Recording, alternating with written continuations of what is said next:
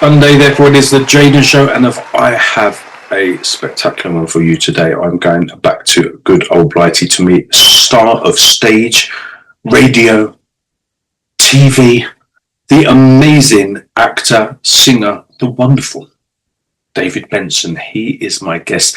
I think we should watch a little bit of him in action. What do you think?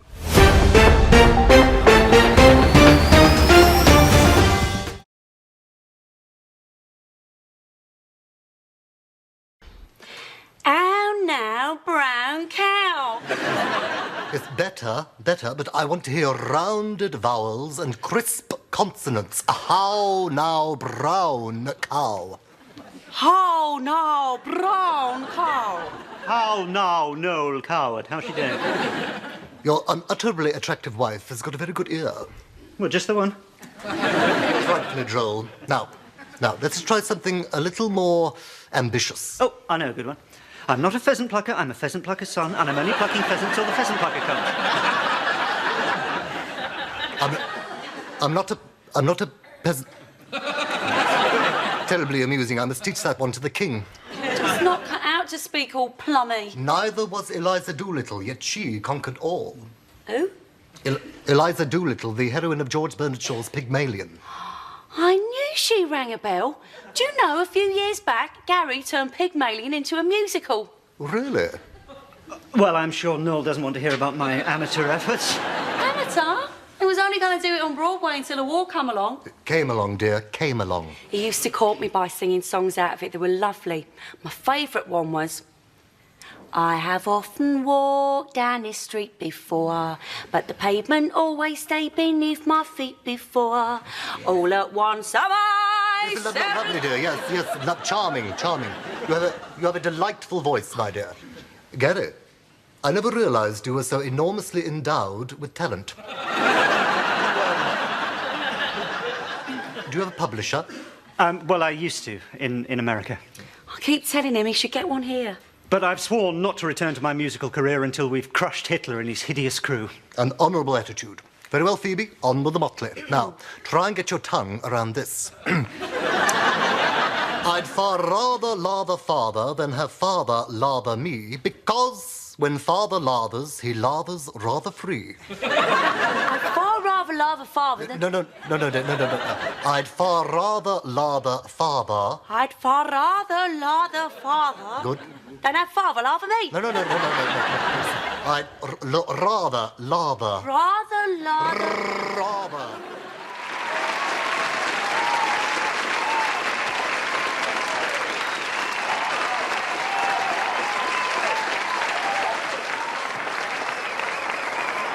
We're going to go and chat to David in a minute, but I think first, let's go for a really super quick Jaden Show commercial break.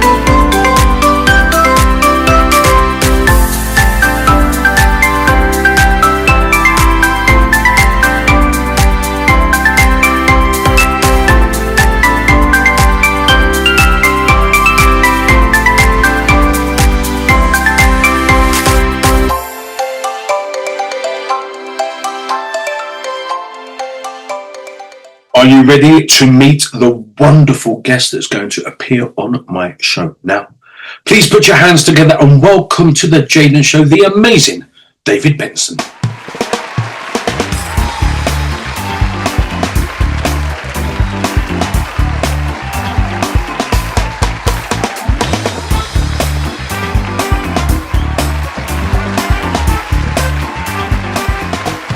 David Benson, star of stage and screen and radio, writer, actor, singer. I mean, what do you not do, quite frankly? Well, I am in bed at the moment, I should say, so there's some things I don't do in public, anyhow.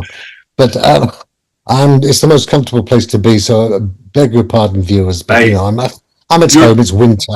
And actually, you're a busy man, so it's nice to get 5 minutes to have a bit of a chill out while you're chatting. I'm not that busy, really. Are you not? No, not really. No, I will be, though in January I'm going to be very busy. I'm going to be touring for the first time since really June or July, when I stopped with Dad's Army radio show with my pal Jack Lane, which we've been touring for several weeks, and the year before. I'm coming back in January with my rewritten show, an old show of mine from 30 years ago called Think No Evil of Us, My Life with Kenneth Williams. Amazing. I'm bringing it back in a new version called My Life with Kenneth Williams. It means I don't have to explain Think No Evil of Us anymore, which people will say, why is it called Think No Evil of Us? Good question. So long ago, I've almost forgotten.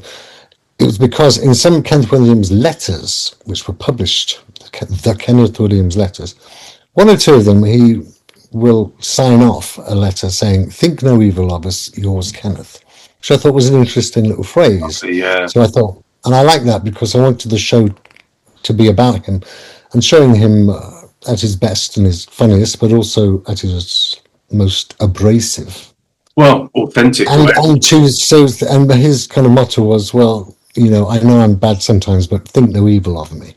And I thought that was a good title. And then I later discovered that it was actually a line he had in a production of The Seagull, Chekhov, with Richard Burton. Wow. At Swansea Rep in 1950, and he only had one line in the show, and that was, think no evil of us. And he talks in a Parkinson interview, which you can find on YouTube, about that and about the night. He was understudying Richard Burton, and he did actually have to almost go on. But Richard Burton was a trooper and saved the situation. Kenneth Williams tells the story brilliantly. Look for it, Parkinson, Kenneth Williams, and put in Kevin Keegan in the search, because he was also in the same show. Remarkably, it's so strange to see Kenneth Williams and Kevin Keegan inhabiting the same. Wow. They're so got on from different universes, but they got on very well. In fact, Kenneth Williams said in his diaries, he said, yeah, it was very attractive. He was. Anyway, I'm digressing. It's amazing. I love talking about him because obviously I was and still am a huge Carry On fan. I mean, I'm just when I'm at my lowest points, I'm straight on YouTube, and I've got quite a bit of collection on DVD here, but I'm straight on YouTube. You had to answer this question, but what year were you born? 73. 73, right. Yeah. I was born in 62. Okay, it's a little bit different. So you were born when the Carry-Ons were still being made for a few years anyway. I was in West London. They were being filmed up in Ealing Studios, right? Yes. Well, no, actually, they're at Pinewood. Oh, Pinewood, were they? Pinewood, up in Uxbridge. Up in Uxbridge way, yeah. Sorry, I hope I haven't shattered your illusions. No, I thought because I remember Sid James and something to do with Sid James at Ealing Studios, because I really wanted he did the Ealing comedies, yeah. He's in some of the Ealing comedies, yeah. And anyway, so you were there right where the film industry, the British film industry was, very important. How did we digress? Why were we talking about that? Well, it's all about everything, so it's wonderful to talk about that. And Kenneth Williams, he's going to be 100 next year. Bless him. His Earth. That's right. That's why I'm taking my show out again, because I thought, well, this show, which, as I say, was changed my life 30 years ago. I wrote my show, Think No Evil of Us, as it was, in 1996. Wow. And put it on at the Edinburgh Fringe that year, August 96. So next year is the 30th anniversary of that show, which took me from a total unknown performer who'd been doing quite radical fringe with a quite radical fringe company for a few years, and that was my training. And then I decided, 96, I'm going to do my own show, make my own statement about, not just about Kenneth Williams, but about me and about my childhood. Because I want to do a show that surprised people by not just being about Kenneth, but suddenly in the middle of the show, I turn into me, dismiss him from the stage, and tell the audience about my childhood and about my link with Kenneth Williams. Do you happen to know what my link is? No, I don't, and I would like you to I haven't share done that. any research. I've done a bit of research. I've actually been stalking you for the last couple of days, watching a lot of your stuff on I thought there was someone YouTube. outside. Oh, you were in Mexico. Anyway, that's right. It's yeah, 90. Sorry, I've lost my own thread now. 96 was when I did. You were gonna tell the viewers your link to young Kenneth. The link is that when going back another anniversary, which had just passed 50 years ago, when I was 13, so you can figure out my age. 50 years ago, when I was 13, I wrote a story because there was a competition for a program that you remember called Jackanory. Oh yes, I remember that, of course. Of course you do. You tell the younger viewers it was a program where a famous actor would read a story over the course of a week, 15-minute episodes, and you'd get a famous story or something specially prepared for the show. And 2 or 3 times they had a competition, including 1975, for the children to enter. And I was 13, and I thought, right, I'm going to write a story. And I did, and I sent it in, and lo and behold, out of 15,000 entries, it was one of the winners. Wow. And it essentially got the star spot because over the course of the week, when these stories were read, there were 2 presenters in the studio, actors who read most of the stories, but every day they'd cut away to a film sequence, which was the Kenneth Williams story, the one that he told. And I got the Wednesday Kenneth Williams story. My story, The Rag and Bone Man, which I just made up. And I should say that I was heavily influenced by Spike Milligan. I was obsessed with the Goon Show. Comedic god. Another comedic god. Absolutely. And from the age of 11, I was obsessed. I discovered there was this thing called the Goon Show, and you could buy records of old Goon Show. It was a new world to me. I didn't know anything about them, and I loved it. And I actually went to see Spike Milligan at the theatre when I was 12. Wow. And I made my dad take us. And he signed my script book, and he was my god. But also I loved Lewis Carroll and funny authors like that who were clever, who kind of turned reality upside down. Mm-hmm. And so anyway, I wrote this story called The Rag and Bone Man, very Milligan-esque. Okay. And I heard all these Milligan-esque voices for the characters in my head. So lo and behold, Kenneth Williams read it on December the 10th, 1975, just over 50 years ago. And he did all the wrong voices. I was furious. Really? He did these really sort of camp, whiny voices. And I said, no, I didn't want it like that at all. I was furious. And of course, he was very camp, and I was a Birmingham schoolboy going to state school, comprehensive, as we called it. And so I was now associated in the minds of my enemies with the campest man in England, which... Well, to be fair, Charles Autry was a little bit camper. You're actually right. Yeah, he was actually on the scale a bit more. Yeah. Bit more. Thank God he didn't read my story. Yeah, really. He would have been probably inebriated anyway. The poor man had quite a problem. That was the curse of his career, unfortunately. But yeah, you're right. There were a lot of them. Was Larry Grayson. There were actually and John Inman. There were all sorts of camp performers in the. But they were the best. It was just the best time for comedy and everything. It was amazing. They were quite competitive with each other. I'll let you into it. I was once talking to Barry Cryer. Okay, yeah, of course. He was a very sweet, lovely, lovely man who I met really from the Edinburgh Fringe, I guess, really. No, actually, I knew him before that. But anyway, very, very nice, sweet man who loved to talk to everybody. He was just adorable man. And he told me this story of being in Joe Allen, a famous theatrical restaurant in London, with Frankie Howard. Oh, no. And yes. Oh, no, don't shut your face. Listen. No, don't get me started. I can't stop. He said, I made the mistake of mentioning Larry Grayson And he said, I wish I hadn't, because he turned the air blue, he cursed, he Really? banged the table. He said, that man stole my career. He stole everything from me. Shut And that so door. Frankie Howard actually felt that Larry Grayson was his competitor. Was his who arch had, nemesis. Wow. and Frankie Howard's dearest wish at that point was to be the next host of the Generation Game, Really? which would have been a disaster, I'm sorry to say. It was not Really? his kind of thing, but he wanted to be the next Brucey. And Larry Grayson got it, of course, and so he was even more furious. So I mentioned this to say that all these camp comedians, maybe we see it as a golden age, but in fact they were all quite right. They were rivals, really. Wow, bickering and throwing crisp packets at each other. Who Crazy. was the campest of them all? You know, I mean, like they were competition for each other, Wow. and that's reflected in Kenneth Williams' diaries, where he makes very disparaging remarks about John Inman and people like that as Really? someone who's stolen his approach. So it's interesting, isn't it, that we may think of it as being a sort of golden age of. So they all wanted to be the only gay in the village. Yeah, there were millions. And they all played on this sort of ambiguity as well. Like Frankie Howard wasn't openly gay. Kenneth Williams wasn't openly gay. No. Hinted at. He wasn't actually openly gay. You couldn't be back in that day, though. No, because they came from a generation that had been persecuted, that were criminalized. Mm-hmm. And it's very easy to forget that. And so was I to some extent. I came out when I was, I guess, 18 in 1980, and at that point I was illegal because you had to be 21. No, same for me. Absolutely. People forget, yeah.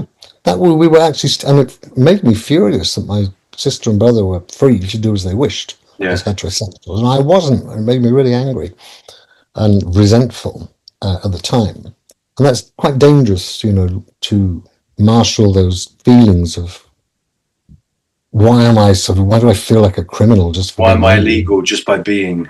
Yeah, I didn't ask for it. It wasn't my choice. It just is me, you know. That's it. And the thing that I find probably even more damaging on some level now is the fact now it's almost trendy to be. Like it's gone from kind of like the most feared to if you're not right. I can't even trace the process of that happening. It's all just all of a sudden, like if you're not gay, lesbian, bisexual, trans, you're kind of not in TikTok favor anymore. I posted I recorded a music video a couple of years ago with this really amazing kind of black rapper reggaeton singer, and he's like, look man, he goes, it's always the black guy that gets the beautiful girl. He goes, but I want you to get the beautiful boy at the end of it. I'm like, I'm not doing that. I'm like, he goes, why not? I said, ruin my career, man. He goes, what career? I'm like, okay, point, but I don't mix my sexuality with my art. I'm just, you know, because back in the 90s, you hugged a friend who was straight, and all of a sudden, it's all over the papers, you know, like this guy from the pop band or whatever's gay. So it was still the most petrifying thing to be even thought of as being gay, even in the 90s as an artist. Yes. And so he said, no, I want you to kiss this guy. And I'm like, I can't do it, man. Yeah. Anyway, I thought, oh, mate, come on, I'm nearly 50 years old. What have I got to bleed and lose now? So I did it. It happened to be a straight guy that I had to pay for that kiss, which was really quite depressing because he was very beautiful. Back in the day, I could have got it free, but now I'm having to pay fucking 40 quid to get a bloody kiss in the Caribbean Sea. But anyway, and I remember all my friends knew I was gay. The place that I sung was run by, where I was singing was run by a wonderful gay couple. And I'm not really out on the scene, so I'm Jay, but I happen to like guys. I mean, it's not really like a big contributing factor to me. It just is what it is. You see But I remember I knew the bit in that video that all of a sudden that waiter that I'd been laughing with in the bar, I'm now in the sea kissing, and it was like coming out. Everyone knew I was gay. Everyone. But it was like coming out again. My mouth was dry. I was getting anxiety attacks because I knew that kiss was about to be on that screen in about 3.5 seconds. Yeah. Bizarre. But that's got 27,000 hits. That's got 27,000 hits on my TikTok. But if I do something about animals or anything about my books, I get 7.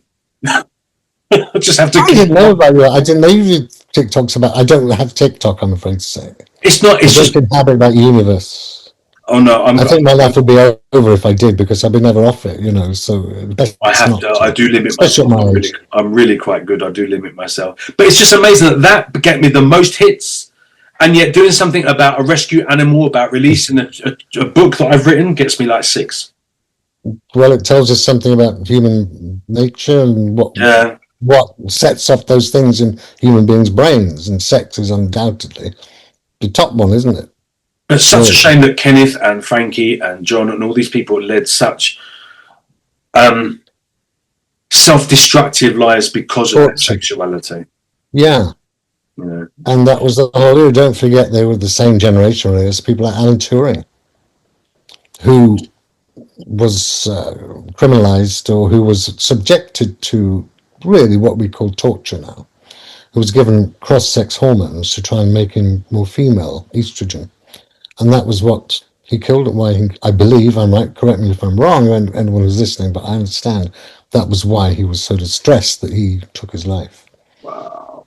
And that was what they did to people then. And we are the next generation, really, or I am, born in '62. In that time, it was still being done, and that's the world we came into, of fear.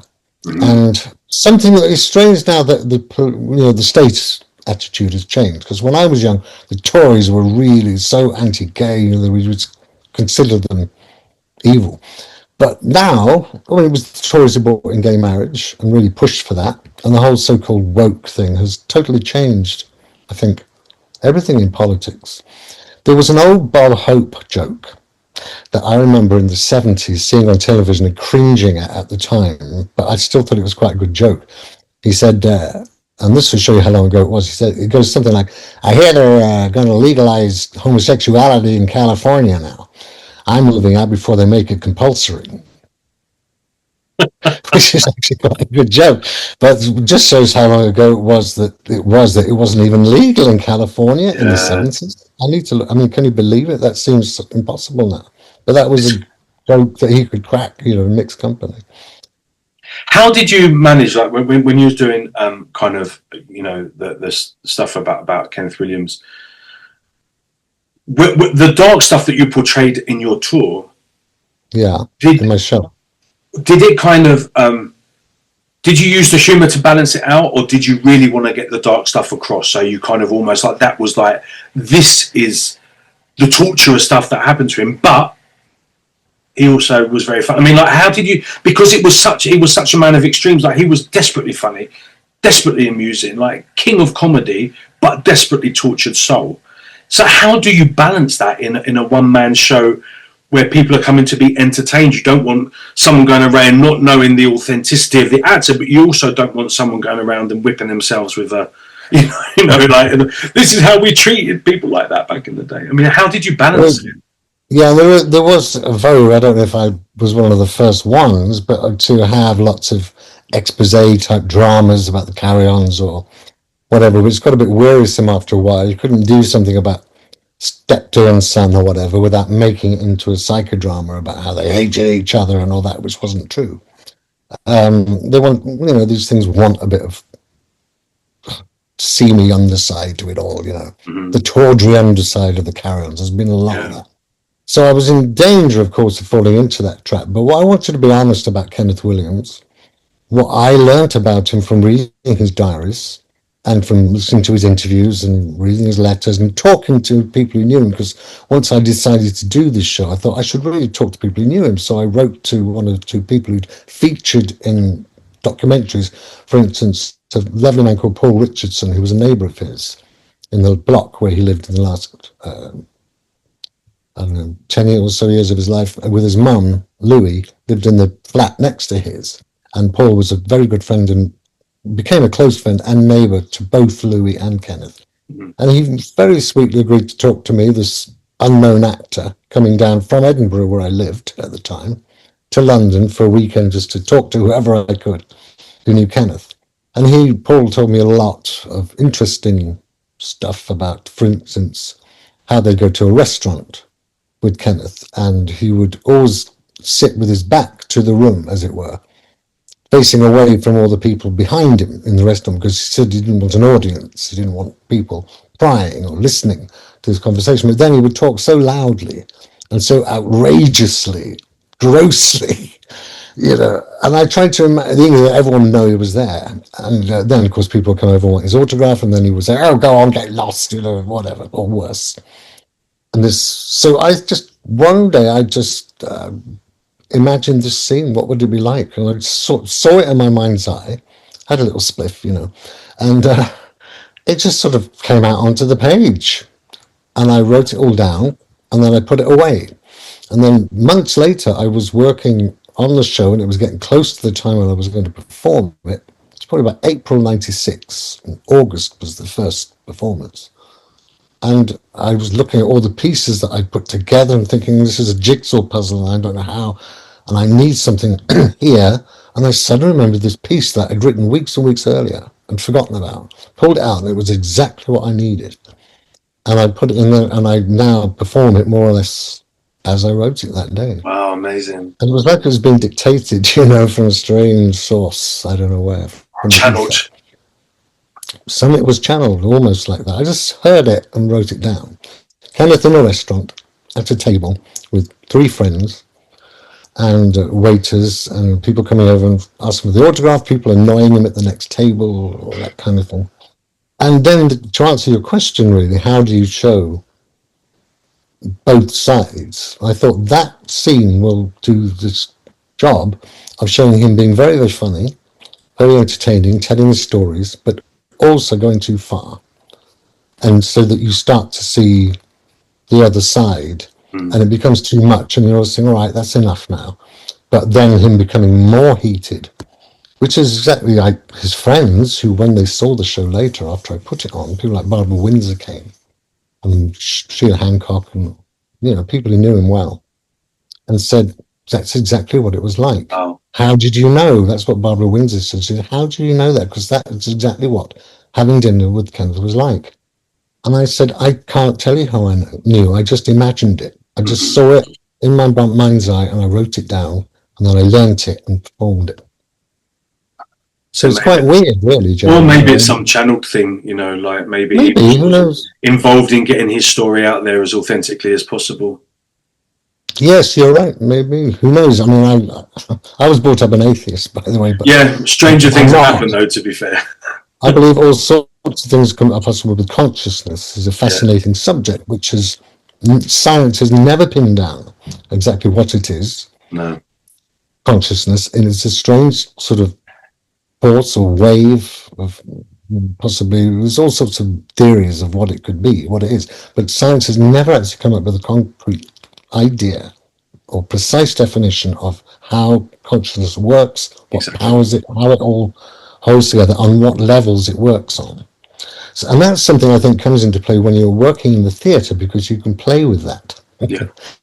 And so the scene I do in the restaurant with Kenneth sitting on a chair is done with just me on a chair, but talking to invisible characters as if they're there. This is a technique I learned from a great monologuist called Ruth Draper, who died before I was born, but her recordings are, if you can look on YouTube, Ruth Draper, okay, brilliant American monologuist, huge star of her day, now forgotten, but she performed bare stage, no other actors, and she made the audience see as many people as she wanted on stage, in their mind's eye, because her acting was so accurate and her writing so good that she would evoke, through the strength of her acting, people and places that would then disappear at the end of the scene. Wow. And I thought that's what I want. Yeah, and I thought that's going into something really primal in consciousness, in storytelling, because as you know, as soon as a child is able to hear, you can start reading stories to them, and they want to hear. They start to see pictures in the mind. And I hope that's something that children now are still getting, because you see so many children with iPads thrust into their hands at a very early age. Yeah. And I think I hope that's not damaging their power of imagination, which is... It probably is, but it is the world we live in, right? I don't know. It's difficult to see how you could completely extinguish something that's so integral to our experience of life. Well, they're probably getting less imaginary friends as well now, because they've got all their things on computers. So, Could well be. you know, Could well be. I think They've got computer friends, which is even more scary. yeah, absolutely. But anyway. So anyway, I'm wittering on, but So, let me take you back. I'm going to take you back to Baby Benson. So before you became this Hodgson. Actually, my name was Hodgson. Hodgson, okay, it's a mini Hodgson. HODGSON. So before you became the artist that you are today, what was going on in your family background? Like when you were a nipper, how did were you doing shows in front of the family at Christmas, or was you into it at school? Or obviously you were writing at 13 years old, but how did it all begin for you? How did you kind of start becoming the artist that you are today?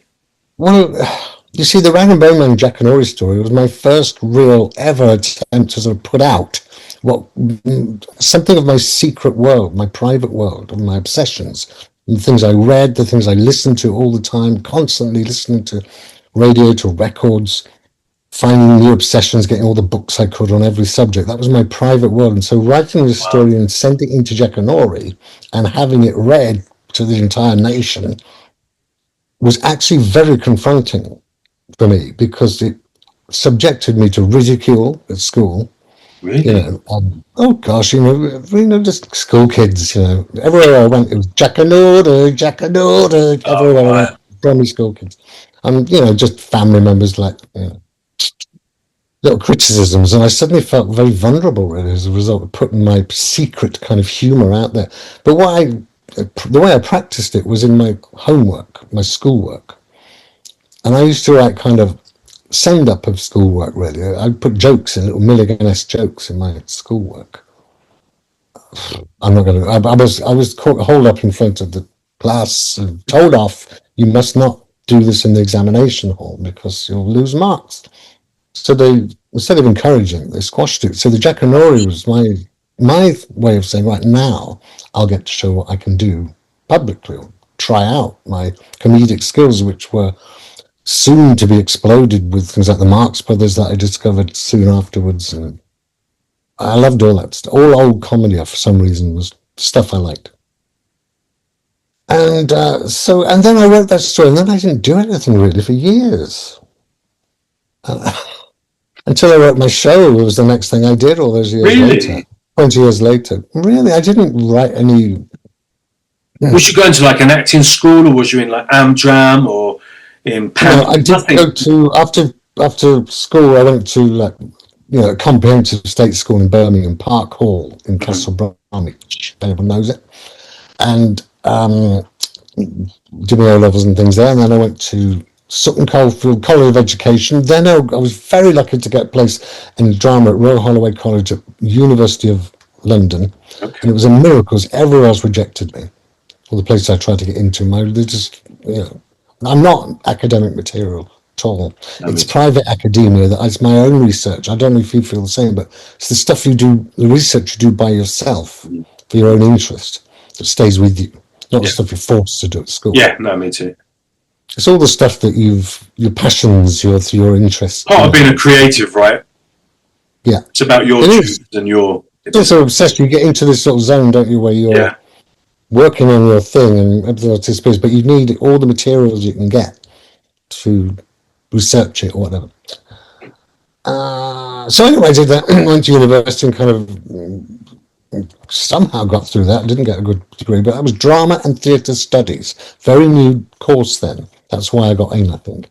Okay. We did little plays, and I had some experience there. But then I didn't know what to do after I left there. Friends of mine went to do MA. It's very grand. And some did very well, like Mark Strong became a big film star who was in the year below me. Wow. And I now only see him on the side of buses when he's got some new movie out. But he doesn't know Kenneth Williams like you do. He did, though, when I was first performing at the show in 1996. At the King's Head, tiny little pub theatre where it went like a bomb for 5 weeks. I had an amazing time. And he was sat in the front row one performance. Mark Strong, I hadn't seen for years, and he was already a big star. Wow. I mean, that was the first time I'd seen him. We had a very nice chat afterwards, but he is now a megastar, and deservedly so. But I inhabit a totally different world, and I don't have that desire I did when I was young, but not anymore to be that famous, you know. Yeah, I get that. Anyway, so I did that, and then I went. So after office temping and just doing stupid little jobs in London, and really getting desperate and thinking, what am I actually going to do with my life? Because I know I want to perform, I don't know how. I don't know how to begin. I didn't want to go to drama school. I thought I don't want to be turned out another drama student and just. I need to get out of education and find out about life. Mm-hmm. So one day, after a year or so of that, I packed a bag and went to Edinburgh with a rucksack on my back, nothing else, very little money, and just thought I'm going to go somewhere completely different where I don't know anybody. And I'd been to Edinburgh, I liked it. I thought I'm just going to see what happens to me if I go to Edinburgh. And just basically tear myself away from my past and reinvent myself. Recreate, yeah. Or at least not reinvent myself, but just find out who I am. Mm. By being with people who don't know me, who have no expectation of me. I'm a stranger. So then I'll discover. That's when you just know how people really value, how they feel about you when you don't. As Samuel Johnson, was a great hero of mine, the writer, said, we only discover the true esteem in which we are held when we no longer offer hopes or fears. So when you meet most people, you know, I haven't nothing to hope or fear from you, really, so we can be honest. Mm-hmm. I'm not sure about your viewers. They might have infamy. Oh, infamy. Oh, infamy. Love it. No. See, I'm talking very freely to you because you're you're a good listener, and you know I can see we're on the same wavelength. So I'm uninhibited. Other people I wouldn't be. But yeah. Right, I've lost my thread. So you went to Edinburgh to rediscover yourself. Yes, and I went to live in Edinburgh, and I started working. I went to what was then called a lesbian and gay bookshop. Ooh. Called Lavender Menace, and I'd been in there. A wonderful little called what? Inside Lavender Menace, which was the name of Oscar Wilde. Oscar Wilde and his chums were known as the Lavender Menace back in the day. Okay. So they chose that as the name of this bookshop, which was kind of political, lesbian and gay. This was very radical and daring at the time. Yeah, isn't it? It took in 1985. That's what year this was. And I went there and volunteered, and they took me on as a Saturday worker. And otherwise, I was just on the dole, just meeting people in this new city. And you could do that then, just go on the dole for a few weeks. So I took this job, and they let me, and it was fascinating. Not only books, I had lots of books to read, but interesting people. And it was a lifeline in that shop. Lavender Menace was, for so many gay people and lesbians, really, and everybody else on the spectrum, but it was called a lesbian and gay bookshop, and that was very daring at the time and put us in the front line against police who raided, and all sorts of things. As gays, the word in London had the same issues. You were then, as we'd said, I think earlier, it was a different time when to be gay was not like trendy. A badge of honor or a cool, trendy thing. Then it was still quite dangerous. The police would use their powers if they thought, the wrong things were happening. They would raid, or people were actually penalised for ordering, what we call mild porn now from abroad, because it had pictures of men would be stopped at customs, and they'd get. A friend of mine actually had that in the 80s. Had a letter from the customs. This is deemed unacceptable. Something you can now turn on the internet and see in 2 seconds. Wow. And that's, people forget how things have changed and how stringent and how unfriendly the state was towards gay people up until quite recently. So I don't trust them. Because I remember, it wasn't that long ago that you were not our friends. And I don't know why that's happened, but I suppose it's a good thing, isn't it? Or is it? I just don't trust them. So,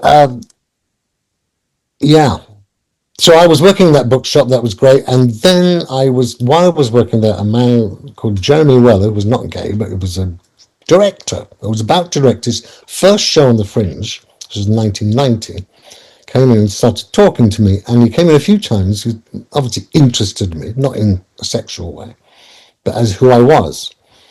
And eventually he got in touch after I'd left Edinburgh and went to live in Liverpool. And he said, I want you to be in a play I'm doing at the Edinburgh Fringe this year, 1990, and I'll tell you about it when you come to the first rehearsal, basically. Wow, okay. So I dropped everything I was doing in Liverpool, which was nothing, and went up to Edinburgh. And the show, which is called Glad, was all about the homeless population of Edinburgh.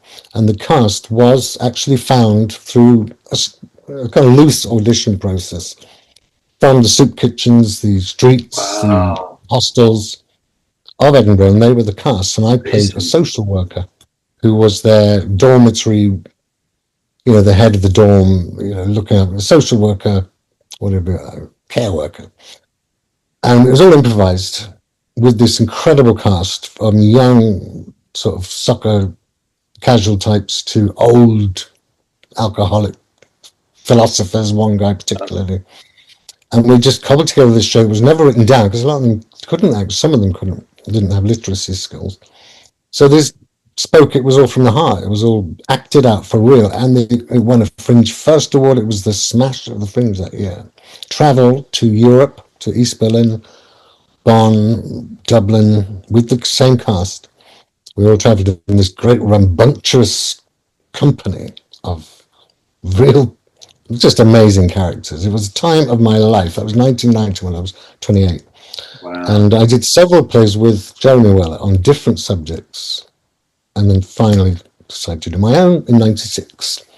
And also won a Fringe First. Thank you very much. So that's a little précis short version. I don't know if that's interesting to anybody, but that's kind of how I got That's to it. amazing. That's amazing. How did you? That's the way to get into show business. Yeah, innit? Move up to Edinburgh. I'm working in a lesbian gay bookstore. I should say that I do sort of have a bit of not a chip on my shoulder, but I'm actually quite proud of the fact that I didn't come through the standard route into the biz. I've come my own way. Yeah. And a lot of it making my own work or working with people who do. And I've done the odd high profile thing like One Man, Two Governors at National Theatre years ago, James Corden, and and things like Goodnight Sweetheart, which is mainstream. You've done some wonderful. But otherwise, I feel I've been a maverick out on my own, really, doing my own thing, and I'm still waiting for them to notice me. Yeah. And use me. But they don't. I don't get used on telly or anything. I'm still waiting to be an overnight success after 34 years of singing, so cheers to you, mate. Well, you never know, Jaden. You see, I'm hoping that there might be another Dad's Army or something like that, where they need a lot of old codgers. And I'll be ready, like Arnold Ridley, who played Godfrey. Give me a call. I'll come over and do a bit for you. Come out of retirement, What would you say has been the highlight? I mean, obviously, the Kenneth thing has probably been one of the most phenomenal things because it really launched who you are. Kenneth. Yeah, Kenneth. Yeah, that was mine. It was my own work. Yeah. But what would you say? Was that the highlight of your career to date, or has something else been the thing that you've been like, wow, man, look what I've done? Well, something that you might consider the highlight in terms of profile was the more people saw than anything else was a movie called Blade Runner 2049. Yes. Not the original Blade Runner, the remake. Not the remake, the next episode. Directed by Denis Villeneuve, who I didn't meet, but I did work with. I got a part on it. It was remarkable. This audition went out, Liberace look-alike, which I'm not. But I thought, well, I can borrow a wig, and they wanted someone to mime. Gave you a clip of Liberace playing Mac the Knife on his TV show. Okay. Learned to mime it. So I did my best, and I borrowed some bits of clobber from a friend, wig and things, sideburns and rings. Yeah. And went into this little room, and there was a clavinova, one of those electric pianos, on a plastic chair, just balanced, and a camera. And I just did it, and lo and behold, I got the bloody part. Amazing. And so I got to go to Budapest, where they were filming it, and came a whisker of meeting Harrison Ford, who was cruising around on a golf buggy, because the original Blade Runner was made in hellish conditions. I don't know if you know. It's an amazing film, but they worked with, rain, this simulated rain that was oil and water mixed together. And they were in that for hours and hours and hours until the early hours, just like exhausted, and did some of their best work, of course, because you often do when you're exhausted. Yeah. But not always, but sometimes you do. And so these are and this one, everyone was cruising around on chauffeur-driven golf buggers, and it was all very nice and clean and neat. There was no suffering at all. Staying in a nice hotel. But I was put in a trailer and for ages and dressed up in this amazing Liberace outfit, and they had, for me, the most incredible outfit, the best outfit in the whole movie. It was a white fur, imitation of one of Liberace's things, fur cape that went right across the floor with sort of silver and white faux fur fox. And everyone wanted to try it on, apparently, when they saw it on the stand. You know, no one was allowed to touch it. Only David Benson was allowed to wear this. As soon as I put it on, I thought, wow. And I did a twirl, it all kind of swirled. I thought I could do something amazing with this. So when they finally came to my bit and they said, right, they said, what we're going to do tomorrow morning, 8 o'clock, is your bit. And we're going to have you just doing a big entrance on stage as Liberace. And it'll be filmed, and it'll be in the movie, it'll be like a hologram Liberace. But we'll film it for real. So I said, this is how I'm going to do it.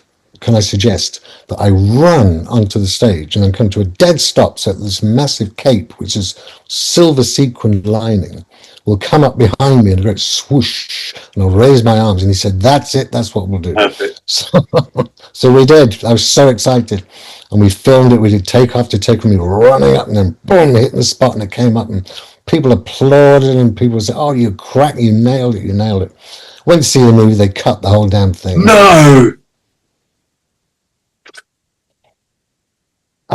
Even now I could burst into it. I was sat there with my friend Tom Edden, and I watched it, and there's one little moment where you see Liberace kind of flicker up in the distance. And when Harrison Ford's going through a nightclub at night you see Elvis, you see Marilyn, you see all these other people, and for a moment you see Liberace, and that's me. But the whole thing where they went with the cake, they cut. And there was huge amounts of cuts made in the movie, I believe, much to the disappointment of people on the team, one or two I spoke to. But they had to for time, because the whole thing ran at 4 hours, and they had to get it down to 2 or whatever. So that went by the wayside. It was one of the great disappointments, as well as one of the great highlights, but also one of the massive disappointments. Did you ever get to see it? You had no control. Did you ever get to see it?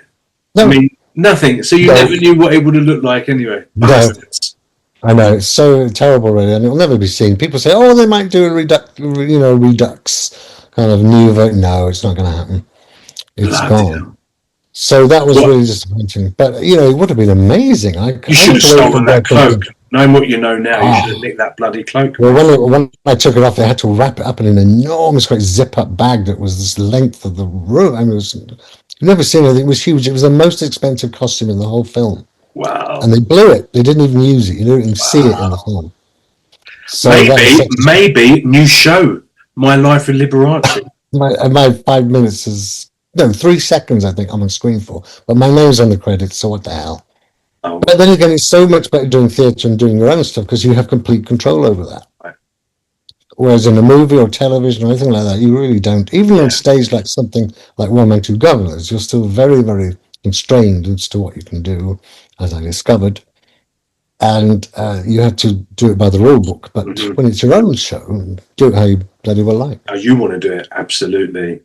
Yeah. So talking about own shows, now obviously we just said earlier that 2026 would have been the 100th birthday of Mr. Williams, and 100th Mr. Williams, and 30th anniversary of your show, and the 50th anniversary of my Jack and Rory story.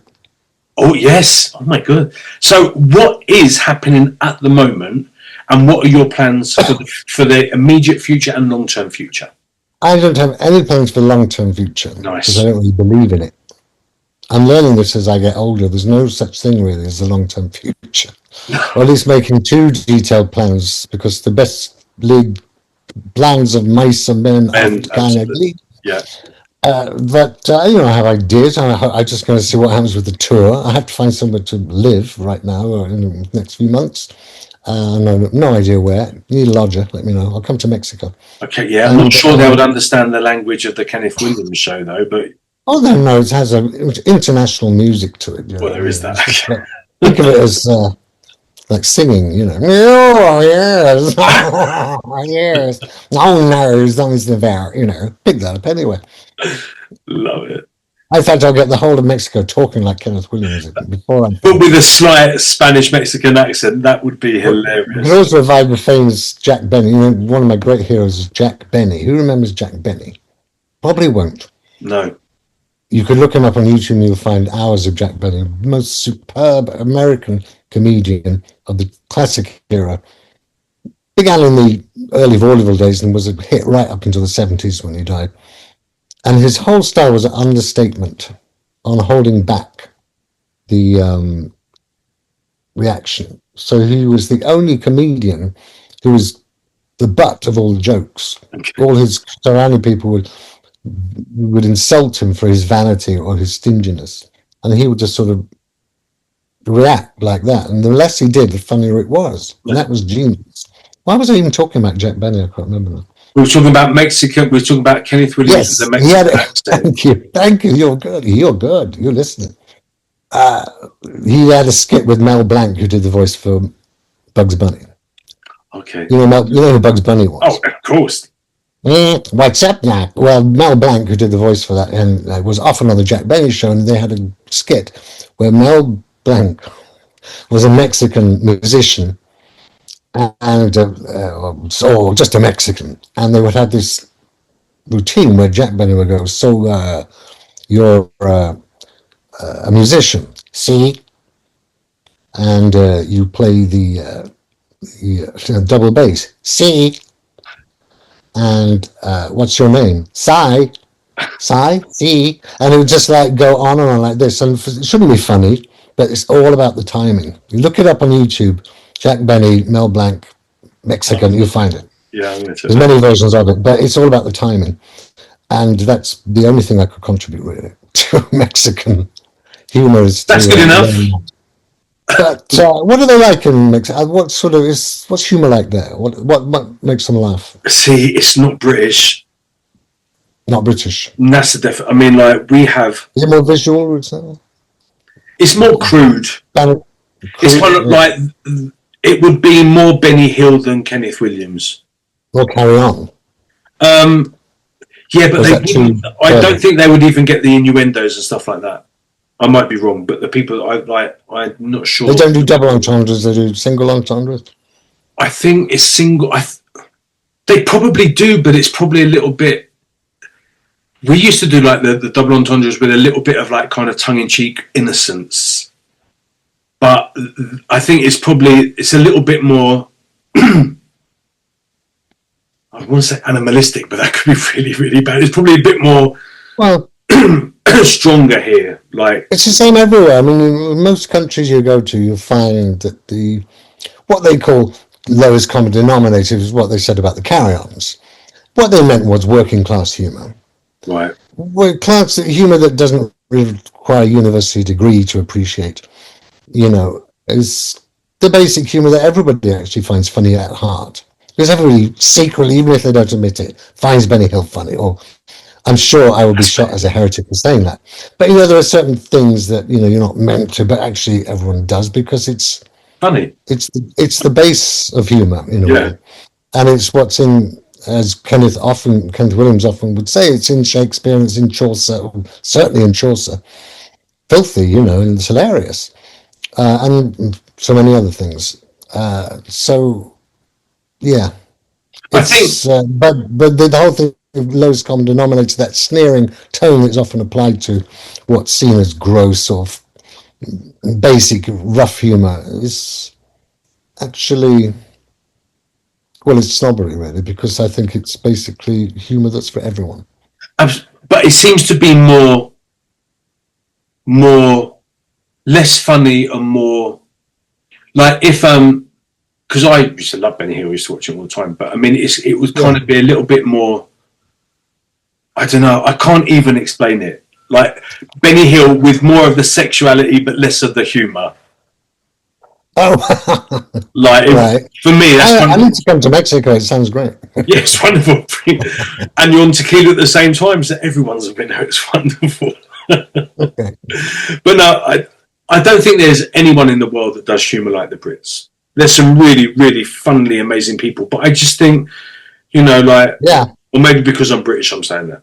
But probably. I think British humour as well is famous. Estonia, you would find there are many fine Estonian comedians. Oh, I'm sure. But like I've met, in the years I've been living abroad, I've met loads of people from all over the world, Russia, I mean, everywhere. Yeah. And they all bring up British comedy. British What comedy sort of and thing? Are they British talking music. about Mr. Bean Mr. and Bean Monty is one Python? of them. Yeah, See, both of that's them. very visual. That's highly visual Yeah. comedy. It doesn't require language at all, No. Mr. Bean. And likewise, a lot of Benny Hill, although a lot of Benny Hill is very verbal as well. Yeah. You know, his songs and the patter is actually verbal comedy. But yeah, Mr. Bean, what else is very, I mean, Monty Python was huge in America, I know. Hyacinth Bouquet. Yeah. Why that, I wonder? I'm not sure. I don't know. I guess that's probably what a lot of foreigners see British middle-aged Well, women. Patricia Ratner's been brilliant, you know, but I mean, there are other brilliant performances. Yeah, as well. absolutely. But then you see, BBC had a genre of comedy that was very, it was working class, but thoughtful, like Steptoe, Yeah. written by Galton and Simpson, who wrote those incredibly literary scripts, really. I mean, they're almost like Beckett or something, or Pinter. They're more like, yeah, there's a bit of both of Pinter and Beckett in them, in the sadness of the situation of these two men, father and son, trapped together in this ramshackle place they live in, full of junk. But it's what keeps them going, you know, the basic love that they sort of hide, that they really feel for each other. I think that's what keeps you coming back. Till Death Us Do Part. Are you old enough to remember Alf Garnett? Yes, of course. Really? Because he came back, didn't he, with In Sickness and in Health? Yeah, but I remember Death Do Us Part. Do you? Yeah. That was amazing because it was so topical. Yeah. You watch it every week, and they were talking about stuff that had been on the news, about the politicians and what have you, and it was incredibly compelling, and the acting was very, not at all like sitcom acting. It was almost like semi-improvised Wow. at times. And very violent. The shouting is almost unbearable. Yeah. But brilliant. I mean, it's unthinkable, I think, that you would have a comedy like that. Yeah. That well written, because it's very, very literary. Even though Johnny Spate, who wrote it, was not at all, you know, literary figure. He was a geezer down the pub. He had to drag him out the pub to write those scripts. But, you know, real Soho character. But that's imbued in the comedy, you know. And it's a critique, of course, Afghan people. I saw a tweet from somebody today saying how disgusting and racist To Death Us Do Part was, and something else.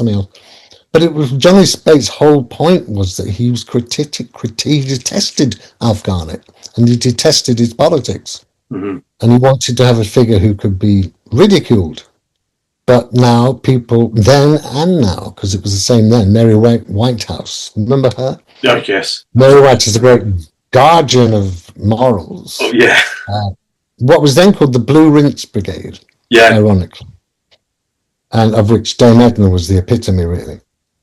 Molly Sugden as well. She was Molly Sugden, yeah. great. That was the Blue Rinse Brigade, you know, this very matriarchal, opinionated, authoritarian, judgmental tribe of women, the Blue Rinse Brigade. So you had all that going on as well. And Mary Whitehouse, I seem to remember, was very against Alf Garnett, felt it was too much, the swearing. But Johnny Spate, I think, wrote it that way. And the BBC put it centre stage. It was one of the jewels in their crown. You know, it was compelling viewing. You never missed To Death Us Do Part. Brilliantly acted, of course. And discussing things that people did discuss at the time. Yeah, it was so close to the edge, wasn't it? I mean, probably more now looking back, but at the time, even that, it was so different to your George and your Mildred and your Some Mothers Do Have 'Em and all that kind of stuff. It was, like you said, there was a certain aggression with that one. Yeah, there was a political edge to it. And essentially a left wing, but in the old school socialist Labour, you know, that post-war lefty thing, which is different from today. And I'm from that school, really. I come from a line of those old school lefty. My grandfather, who was a headmaster, a very distinguished figure in Dudley in the West Midlands, but he was Labour Party activist in the 40s. Wow. And, you know, quite well connected with that era of Labour. But anyway, that's a whole story we could go into, but that's part of the social history of who we are, the context. And we now have come into a new era where that Labour doesn't exist in any way, shape or form, really. It's something that's metastasized into something quite different. Oh, it's completely, yeah. but we could go down a rabbit hole talking about that. Yeah. Do you have, going back to comedy, do you have an all-time favourite? Do you have something What? for like comedy show, like something that you just think actually this was just the best? It's hard to say because, obviously there's so many. It's funny that the first thing springs into my mind, sort of a turning point. We used to have a thing called the Double L Club in Castle Bromwich, which was a sort of municipal hall, village hall, where you showed a Saturday morning film show. And you get, full of kids, eating gobstoppers and what have you, Yeah. and sherbet dips, watching the film, which was hosted by a man called Mr. Phillips, who would keep us all in order. So right now, Right. shut your cake holes, everybody. We're going to have another film now. And then we get Phil's Children's Film Foundation, or something like Zulu, or Carry On something maybe. But once we got Oh Mr. Porter, which is Will Hay, made in 1937, a crackly, grainy old print of this 1930s, same era as the Laurel and Hardy films, which we loved, which were on television every day when you came home from school. There was Yeah. Laurel and Hardy. We didn't know when they were made. We just loved them. The fact they were in black and white didn't matter then. Yeah, exactly. 70s, you were used to black and white. We just thought they were hilarious. Had no idea they were made before our parents were born. Yeah. But for 11, and there's Oh Mr. Porter of 1937. I laughed myself silly all the way through. I loved it. I loved the whole timing of it, the way the double takes, the bad-tempered, that cantankerous British comedy, where everyone's in a bad temper and snapping at each other in a funny way. And I loved Oh Mr. Porter, and that was sort of a turning point because Oh Mr. Porter and the Will Hay films were a massive influence on Jimmy Perry and David Croft, who wrote Dad's Army. And of course, Dad's Army, you can see the influence of Will Hay and those 30s comedies that they grew up on. In something that was on when I was a kid, brand new, Dad's Army. I remember new series of Dad's Army coming on and being really excited because we loved it. I mean, it was absolute required viewing. You never miss Dad's Army. So it was all feeding through, and Morecambe and Wise, of course, were still on very much in the 70s.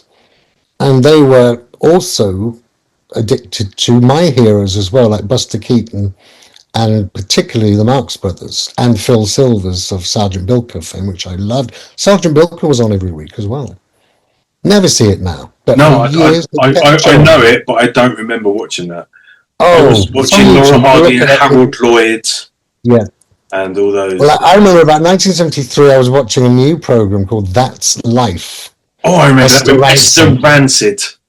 Yeah, that's it. And it was when it was first on. It had George Layton and not William Woodard, Bob, somebody Welling, Bob Welling. They presented this when it was first on. I stayed up quite late on Saturday night to watch. And after That's Life was a program I'd never heard of called Sergeant Bilko. And I watched it, and I was instantly in love with the character of Phil Silvers and Bilko and all the platoon, the colonel, and the whole thing. I was just laughed my ass off all the way through and was addicted thereafter. That was my comedy as a 13, 14, 15-year-old, and it still is. Love it. So I've never found anything better than Sergeant Bilko or Laurel and Hardy or any of those. So That's still yeah, and that was where I was when I wrote that story that ended up with Kenneth Williams choosing it from all those others, which was a great honour and something I'm going to be talking about in my new show, My Life with Kenneth Williams on tour. Coming out next year, 2026. 2026, I'm going to be back in action. And to answer a question you asked earlier, what I've been up to, really nothing. I had a knee operation in July. Okay. Complete replacement on the NHS. Absolutely fantastic. They're amazing. Thank you, Homerton Hospital. And so I've had osteoarthritis in my knee, pain for years and years and years, and now I'm free of it, which Nice. feels like a whole new lease of life in a way. And very nice. And so I'm looking forward to going out on tour with my pal Jack Lane, who's not in the show, but he's going to be my company manager, technical. He's the one I performed the Dad's Army radio show with, and my very good friend, which is great because we have such a laugh when we're touring. Sweet. We never argue, it's always laughs all the way, so it's going to be fun. And I'm looking forward to getting back on the road again for the first time really in years with my Kenneth Williams, a new version of New version of the show, new knee. It's going to be a good year. New sun in the sky. Yeah, that's right. It's going to be. Why not? And in fact, my birthday's in January the 11th, which is at the time just 2 days after an extraordinary planetary alignment. Look it up. There's going to be an extraordinary alignment. I can't tell you the details, but look it up. Planetary alignment, January 9th, 10th, thereabouts. And it's, one of those once in a lifetime things. What it means, I have no idea. Maybe I should find out in a few weeks. Maybe I shall grow a pair of wings and fly. Who knows? Or end up having another knee operation.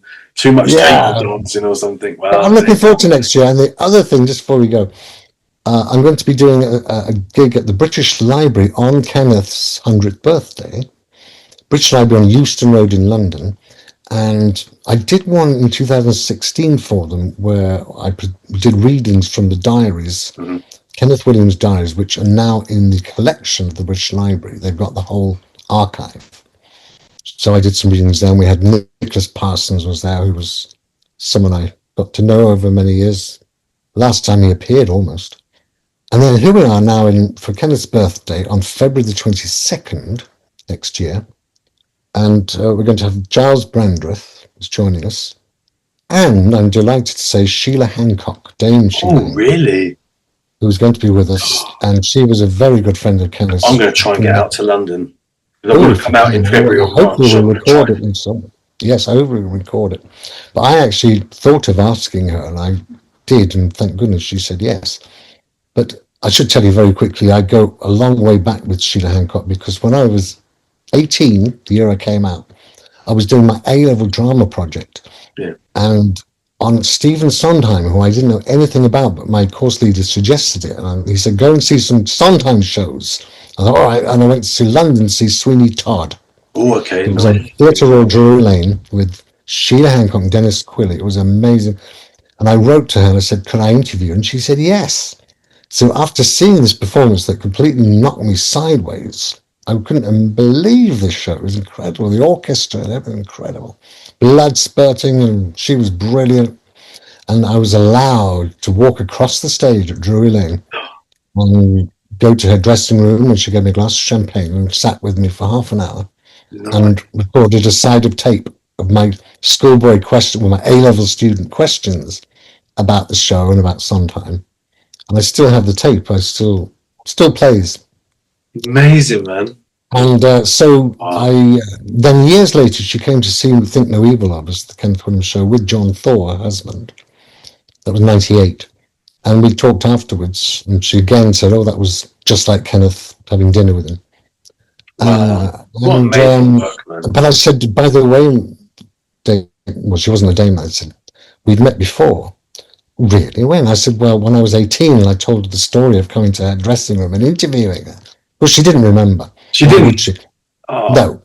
But she was amazed. She was delighted that we had that connection. Sweet. But I did send her the tape of the interview during lockdown, a digital copy of it, and we had a chat, and she was amazed to hear it. Amazing. How amazing that she's going to be at your event. Yeah, she's like this. Whenever I put my hand out, across all these years, she's always said yes. So she did on this occasion, and it was also her 93rd birthday on the same day. Really? I've just seen her in a film recently, and I can't remember what I was. She's incredible. She's so busy. She's so busy. She's so on the go. She's not 93, and she's out there constantly at it, writing books. Just amazing. I wish I had she continue as well. Bless her socks. I think she'll go on. She will be celebrating her centenary, I hope, with her present. And I think this event with Kenneth, the Kenneth Williams event on the 22nd of February, will be as much about her as him. I wanted to, because she grew up very close to where he did, very close to where the British Library is, just off Grazing Road.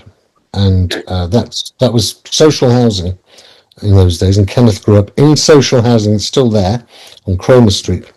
North Bloomsbury. Sounds very posh, but then it was very basic.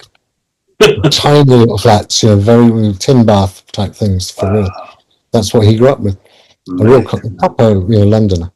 Anyway, I'm wittering on, Jaden. No, it's wonderful. I love hearing it, and because it's I was lucky enough to have Anne Sidney, who was Miss World 1964, on my show back in the day. Wow. And she was talking about, we're still mates now, and we're talking about like your Harry Seacombe's and your Val Doonikins, and this was all my youth. These were, if I'd been born 18 years younger, I think me and Val would have been a bit head to head as well. To be fair, I could have bust out a tweet, like an Aaron Sweater, and probably could have done maybe just as good a vocal as him as well. So I think I would have been a bit of competition. When we were kids, the Val Doonican show was on television. Harry Seacombe. He was funny. We despised him. We just thought he was so boring. Oh, I loved it. I loved boring. Well, my mum loved him, but we hated him.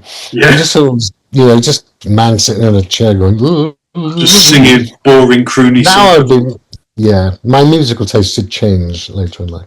Yeah, no. And actually, that was a huge thing because I grew up. My dad was a very powerful influence musically, and he had amazing taste in like jazz and classical. But he was not happy when I discovered Frank Sinatra. Really? Because I used to go to the record library, and I thought, who is this Sinatra? Because I was obsessed with Fred Astaire for years, and I had been since '75. I just thought I had all his Astaire's records when I was a schoolboy. So I had a complete grounding in Gershwin, Cole Porter, Irving Berlin, all the greats. Amazing. And of course, everyone thought I was very weird. And my dad was a bit strange. He wasn't Blondie or ABBA, so... Yeah, or Bowie, which I know was a huge influence on my generation. But I wasn't listening to that, or Kate Bush, or anything. I was listening to this old stuff. And then I discovered Sinatra. So then I discovered you could actually go and see them, because they were still alive and they were still performing. So I saw Sinatra and I saw Ella Fitzgerald many times. Oh my gosh. Peggy Lee, Lena Horne, one of the greatest ever, and Mel Torme. Who am I saying? Just so many. Peggy Lee was unforgettable. I was so lucky to see them. Wow. And Ella particularly, who I saw the first time with the Count Basie Orchestra. Her singing with the Count Basie, with Count Basie at the... I mean, can you imagine? That feels like how our ancestors lived, doesn't it? So long. Yeah. It feels like so long ago, and they're all dead now. I've just started singing a lot of Sinatra, Nat King Cole and stuff like that. I've just got in a lot of... What sort of repertoire, what kind of songs are you talking about? There is no one on this planet that does my repertoire, mate. I will do everything from mariachi to Dua Lipa. Listen, wait a minute. I mean, of Sinatra, if you were singing a Sinatra song, my favourite one is Bothered, Bewitched and Bewildered. Bewitched, Bothered and Bewildered. Bewitched, Bothered and Bewildered. I love that. I often find myself singing that. Yeah, I love that. And Rodgers and Hart, of course. It's actually a woman's song, really. Because it's about an older woman, rich woman, who falls in love with a young stud. Really? And it's about, here she is, this old broad, full of brandy, and she meets this guy, and it's like, okay, here we go again, bitch, which bothered, bewildered, and it's a very wry. The lyric is very. I love it. Not that Sinatra sang a slightly cleaned up version of it, but it's. I love. That's my era of songwriting, and the people I admire most are those ones who wrote those lyrics that are like stories, like Bewitched, Bothered, and Bewildered is like a short story, a monologue. Yeah. And I saw it performed by Lena Horne, the great, who was associated with it. Oh my God. Well, what can I say? I so yearned for that time when they were still alive and I could go and see them, because I saw the best. I really did. I was so lucky. I never got the opportunity. I'm discovering more artists. I was a pop boy, so I was ABBA, Olivia John. I got to become... Who did you see? Would you say was the best one you saw? I didn't go to any. I was too shy. I couldn't go to any live performances or anything until I was. You never went to live performances of like your heroes? No. My very first one was in Canada. I got dragged to an Amy Grant concert back in the early 90s, and I love Amy Grant. I got to become friends with Olivia Newton-John, and on a very basic level, but kind of SMS and letter and phone call kind of friends. And I got to see her at the Royal Albert Hall about 15 years ago, and then in Cardiff, and I was doing with her charity, and she was I think she was 67 or something, and she didn't stop. I mean, she was the best vocal, better than any of her younger stuff. She was dancing.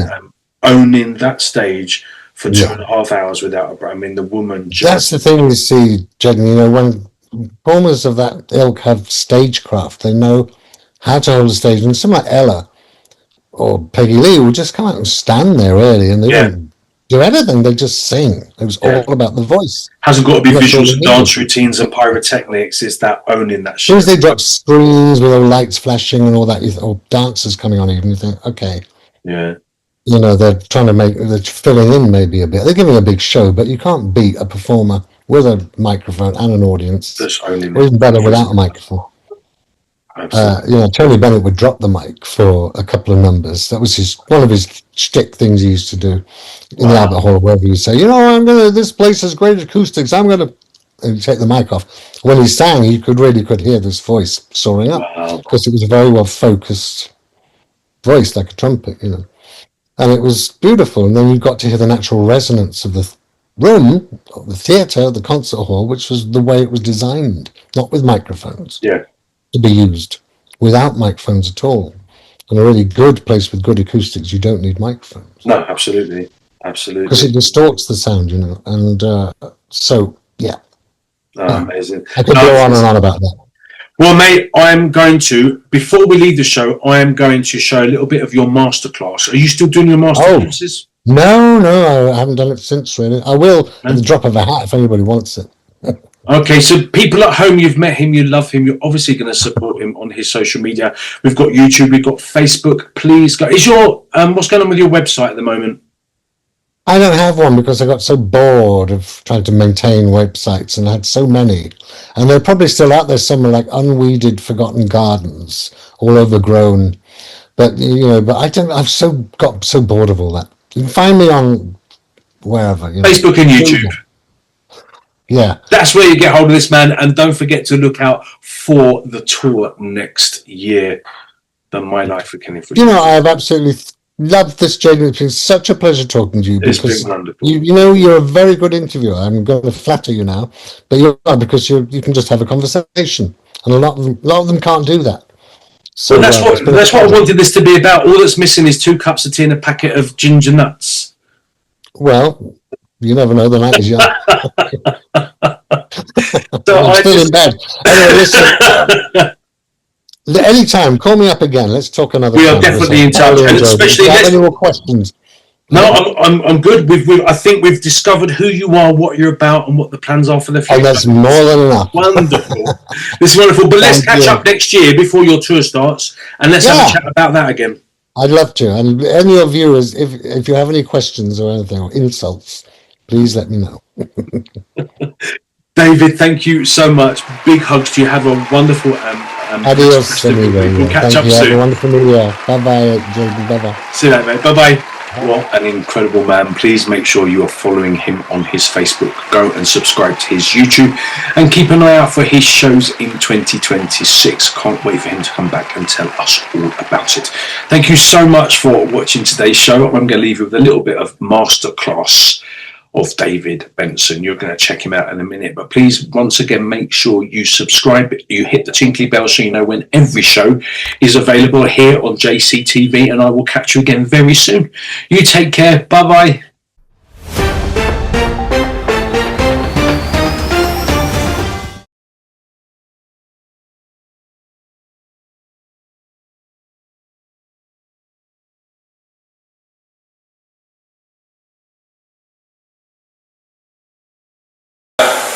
So anything I say, anything comes out of my mouth today is not the truth, it's not gospel, just make your own sense of it. I'm just telling you really my experience of being in the profession, if you want to call it that, since, let's go back 2,000 years when it all began. Now there's 2 generations you don't know who the hell you're talking about, which is very strange because you never would have dreamed. You wouldn't dream now that all the people are so famous now and everywhere, you see them everywhere, that in 20 years' time they'll be completely forgotten. And there's a great lesson there, I think. It's a philosophical lesson really, to remember that everything we do is for the moment. It's not for the future or posterity or any of that. Most things that most people do in the theatre and creative arts are for that moment, for that particular audience. And then the circus moves on very quickly. We're on this one. And the director comes in with this little tape recorder. He says, right, I'd just like to record some of your experiences and anything you can do, can you, any of you got any things you can go and do, any of you got any little poverty pieces you can do? And one of the guys over here says, yeah, fucking, hey, does fucking Shakespeare, everything. We try to get sleepy and he's like Alfred fucking Hitchcock, it's fucking going on, blah, blah, blah. And the director says, oh, right, okay, well, that's great, thank you. Well, Terry, would you like to maybe get up and give some Shakespeare? So this old boy gets, what do you want me to do? He says, well, just do a bit of your Shakespeare like you do in the street, when you're begging, because he would beg in the street. That's how Jeremy found him. He just stood there with his hat in the ground, reciting Shakespeare. People putting money in that. And so he says, well, do us a bit of your Shakespeare. What would you like to do? Oh, yeah, he's always very rich in the fucking second. He's always so fucking rich in the second. He says, all right, okay, right, thank you. Right, Terry, why don't you do us a bit of rich in the second?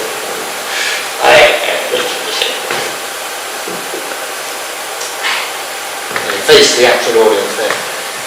Ladies and gentlemen, I would like to do for you the death scene from Richard the fucking Second. A comfort romance speak.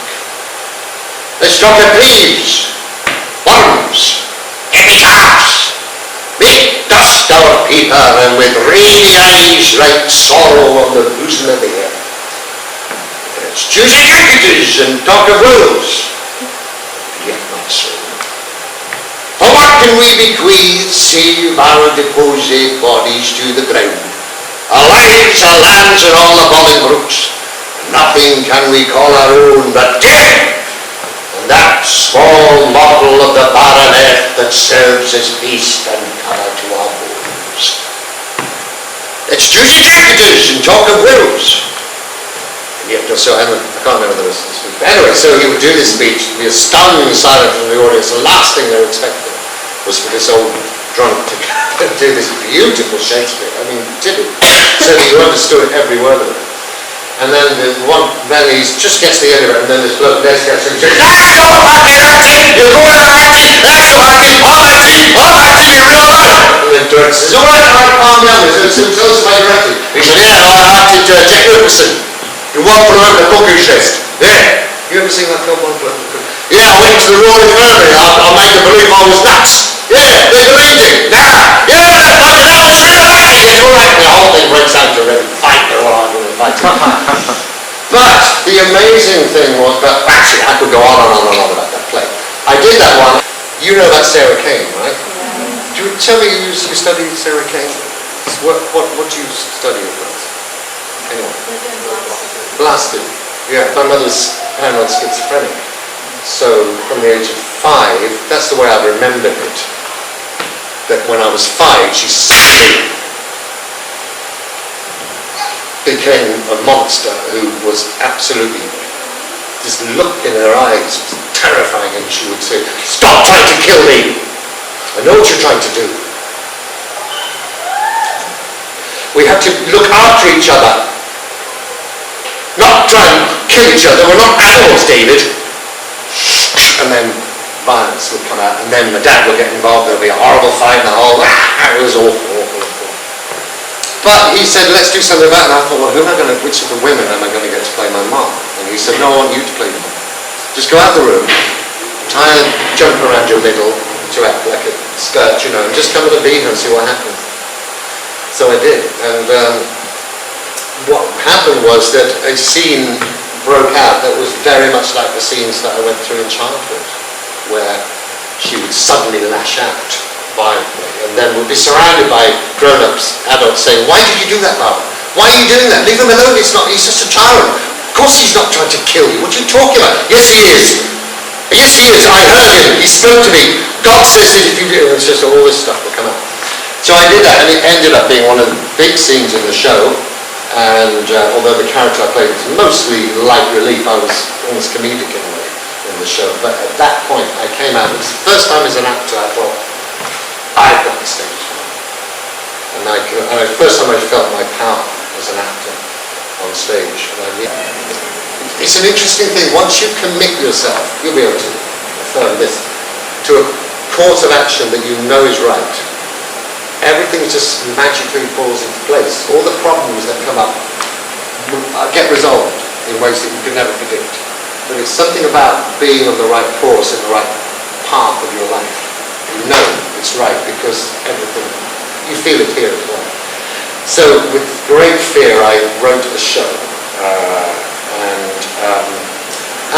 So I'll talk to you a bit about that, because one of the things I want to, if I'm going to be, everything I want to give to you today from my experience is that you can do it yourself. You know, you actually can create anything you want. There's no one's written a book saying how to do a one-man show, or this is the way you must do it, or how to do any kind of show. You can do whatever you want, what calls you. And I'm sure you all have stories and things you'd like to, or in your imagination, your dreams. You have shows you like to do. And it's all possible. But sometimes you have to do it yourself, because no one's going to do it for you, and that's the best thing of all, to do it yourself.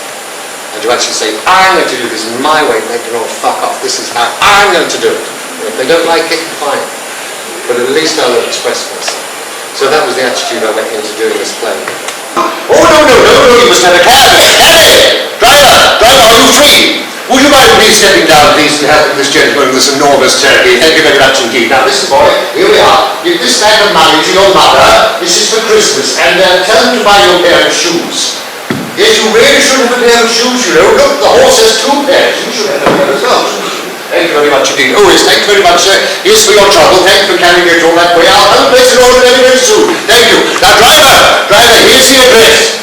Yes, Camden Town, that's right. And this is for you and for your family. There you go. Now, come on. No, it's not too much. No, it is not too much at all. Have a wonderful Christmas with your friend and your family. Up you come down there. Here we are, my boy. Now, up you get. There we are. You've never been in a carriage before. Oh, you should have a wonderful time. Up you get. Go on, that's the only way to travel, you know. There we are. There, now hang on to the strap, and then you can wave to people as you go by. Off you go. Now, driver, take it the long way, will you? Yes, the long way, through the park. That's right. And don't forget to wave and bring him home afterwards. Off you go. Merry Christmas. Off you go. Don't forget to wave. There you go. A remarkable boy. So that's that. So it's just, I thought it would be a way of doing that whole scene so much cheaper. First of all, you don't have to buy a horse or a carriage or anything like that. I mean, I don't know, did you engage with that? Did you find yourself seeing things? Tell me about the horse. Brown horse, I guess. This is the old horse. Did you see that? Anybody else? Did you have any livery or anything? What was it? Feathers. They have feathers on the head. Yeah, I know. I saw a very elaborate carriage. Did you? What was the carriage like? Like, black, shiny, and everything was black. That's right. It was shiny and elaborate. Yes. It makes it easier to imagine the way you move. Yes. So like, as if we're going across your ways, not. Yes, that's right. So that's it. Well, that pleased me very much, you see, because I'm always very interested to know what the audience saw. What images were in your mind, because they're not my images, they're yours, but you were part of the creation of that little tiny moment there. And you can do it all with nothing at all. But it's all in the focus you have as an actor and as a writer as well. If you're writing your own stuff, how do you have to see it yourself very clearly. And the more clearly you see it, the more clearly the audience see it. That's all there is to it. Very simple, but to me it's profound. So I just wanted very quickly, Cole, we set a couple of, do you do lighting at all? Do you do any lighting stuff? No, so I think it's quite useful in a way, really, to know a bit about lighting.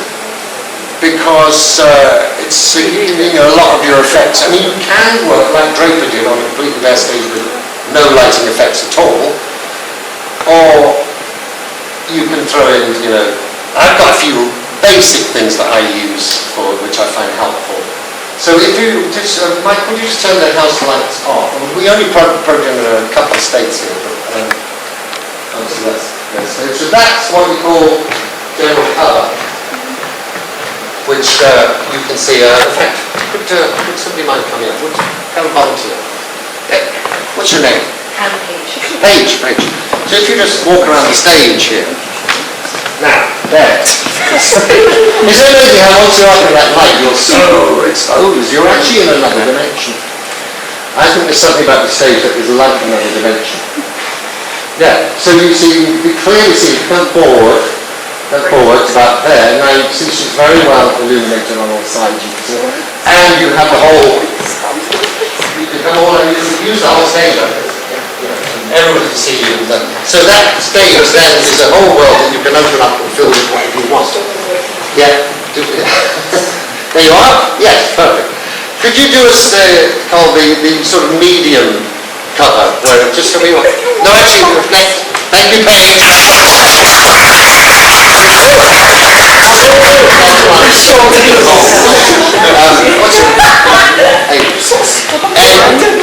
Now then, so this we've Carl's putting step forward. There. Now you see how well it is there. You can see in all his beauty and glory. Yeah, so that is very much, but there's also a bit of room. So is that the wider of the two? That's the smaller one. Could you show the big one? So there's, so then you can widen it out, so that gives you, just move around, just so you can be, you're in like, you're out the light there. Then you come forward, you're in it, and then you go to the side, you've got a bit more. There, so you start to go up there and on the other side, so you feel yourself going out the light. There, can you feel that you're out the light there? Basically, if you're being blinded, you're in the light, you're in the current. Thank you very much. Thank you very much.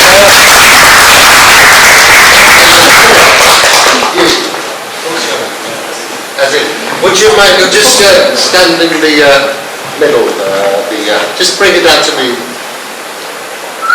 and then just step forward a bit. So there, that's absolute optimum light, you can see from the shadows on the floor that, in fact, if you just take a step to your right, that's it, there. Now you're, and just one step forward.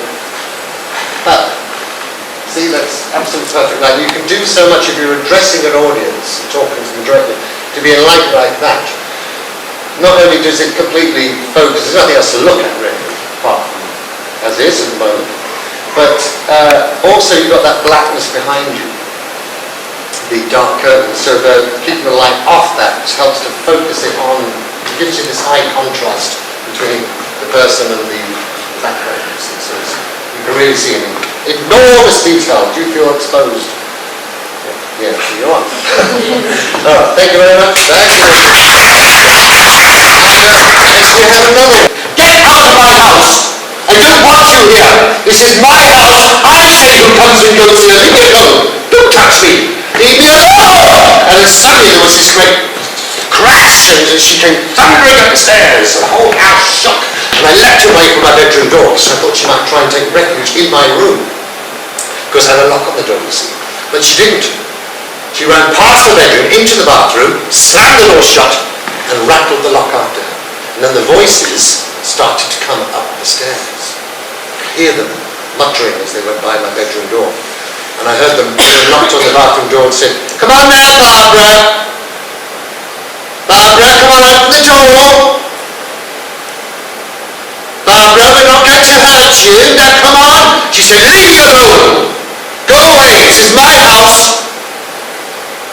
And then there was this strange noise, kind of oomph noise. It was one of the voices putting his shoulder to the bathroom door, and he went oomph.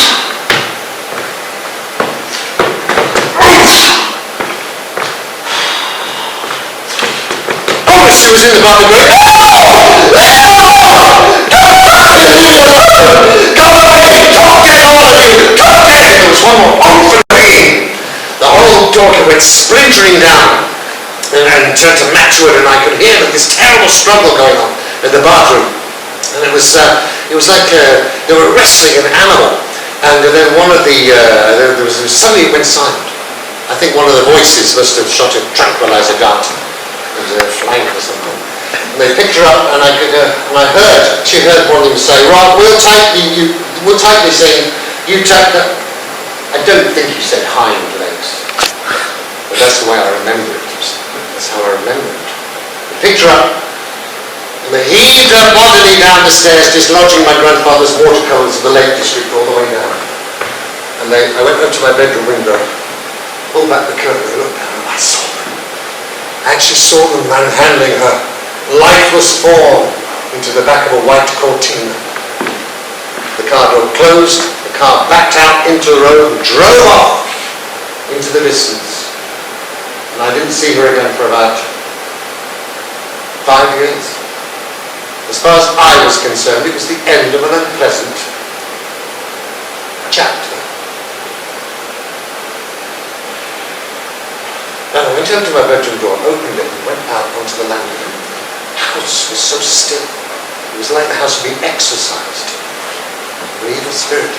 And I went down the stairs into the breakfast room at the back of the house. There, sitting at the table, was my dad, looking completely shocked. He didn't even say, "Why aren't you at school?" He just said, "Did you hear all that?" And I said, "Yes." "She's gone." He said, "Yes. She's gone. It's all over." So we have a drink. But of course it wasn't over. It's not over. Now, today, it's not over. It'll never be over, because you see, she was my mother. My mother, the only one I've ever had. And it wasn't her fault, all the things that happened to her. She was sick, she needed help. I guess people didn't know how to help her, or whatever it was, but that's why it got worse and worse. But you see, you can never completely turn your back on your mother, however hard you try. Because your mother's the first person to teach you the meaning of love, isn't she? Unconditional love, the only kind that matters. You can't turn your back on that. So, you see, I learned not to fight with her anymore when she would say, talk about conversations you've been having with Prince Charles or whoever off the television. Because those conversations, I realised, were as real to her, and it was doing the show Mad that made me realise this. Playing her as a character made me realise that was her reality, and there was no point in me trying to talk her out of it or be rational or any of that. That was her reality, and in a sense, I had to learn to respect it, and even to honour it. She died, my mum was in a care home up in the northeast of England, Durham. She died last June. Very politely draped, she fell asleep. It was the most peaceful death I could have wished, and so it was very blessed of her. And she was very, very well looked after, and had a lovely 5-6 years, last years of her life. So if I ever perform this show in full again, I'll have to rethink how I'm going to end it, because I used to end it by taking a little story, which was a true story of my mum, of her saying, talking to her cat, Dusky, Dusky, Dusky, come on, Dusky, come on. Oh, he's a lovely cat, aren't you, Dusky? But he says he doesn't like being buggered up the arse by the other cats. He said, it's true, he told me. He said he doesn't like it. He says if he's not careful, they fuck him up the arse and he doesn't like it. I said, Mom, are you sure about that? She said, yes. So that was her reality, you see, and that was who she was. And in a way I came to enjoy that which as a child traumatized me. I came to realise that was her. She was a wonderful mother in her way. I can't say anything more about her except that much as I hated her as a child, I learned to love her and cherish her dearly. And God bless her. So that's the little section. Could you just bring up the general cover, please, Tom? What I just did then is a slightly rewritten in the moment section that I did in my first one-man show.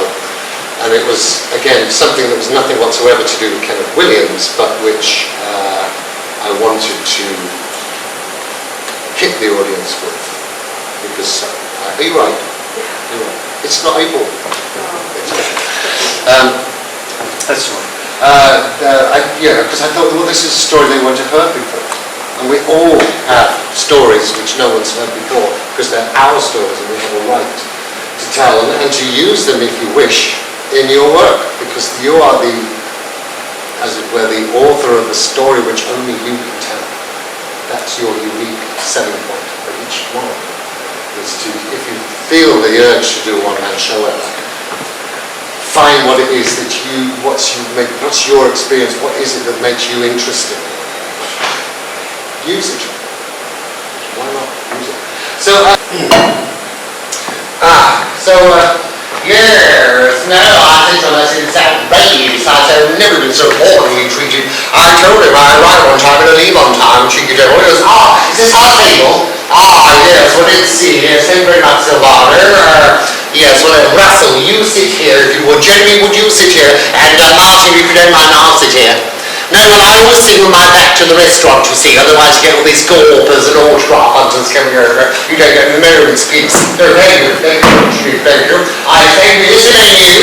Here's the menus, and a grilled basket of bread, please, and lots of lovely butter. And not that butter that's been in the fridge. What room to tempt butter. That can spread on that hard stuff. Yes, well, make sure you do. Oh, yes, you have to tell him, Yes, you have to tell him. So I said to him, it's outrageous. I'm a professional. I arrive on time, I leave on time. I'm not going to stand here while you fiddle with your equipment. Jack and Ori. Yes, Jack and Ori's children's stories, Martin. There's that rubbish. But it helps keep the wolf from the door, I suppose. And I always like to keep my face in front of the youngsters, Jeremy, because they're so loyal. It's a very loyal and sincere kind of an audience. Yes, always pays to keep the face in front of the youngsters. Yes, I did. I left at 5 o'clock, so they were best pleased. And I'm quite frankly, I don't give a shit. And I got the car to drop me off in Southampton Road, so I could pop to boots and get some cotton buds and a prescription filled. And you will never guess what I bumped into! Here! So you remember at that time we went to see that awful production of An Ideal Husband at the, where was it? That's right, Duke of York's. And you remember we were sitting in the bar at the Eton, that very fat queen came and started pestering me. Yes, she did. Well, it was sort of stripy blazer on, and a red face and this ill-fitting toupee. Yes, that's the one, yes. I came flying out boots and he came straight to me on the pavement outside boots. Oh, I couldn't believe the misfortune. Yes, of course he did, of course he recognised me. And he said to me, he said you were so cruel. He said, what you said to me that time, the Duke of York's. He said, I went and cried my eyes out after what you said to me. I said, well, my dear fellow. Yes, I said, you must understand, I'm always being pestered by people who try and have a civil word for everyone, but sometimes your front slips and you let yourself down. I said, please accept my apologies, my dear, yes. Please, laying on with the trowel I was. Please, of course what I wanted to say was, get your ignorant face out of the door, take your wig with you. No, of course I didn't. Jaden said, yes, what is it? Yes, are you ready to order? Sorry, Smith, you ready to order? No, then he looked at it and he said, as soon as he's talking, give us another minute, will you? And Solano, would you, is that Victoria? Victoria?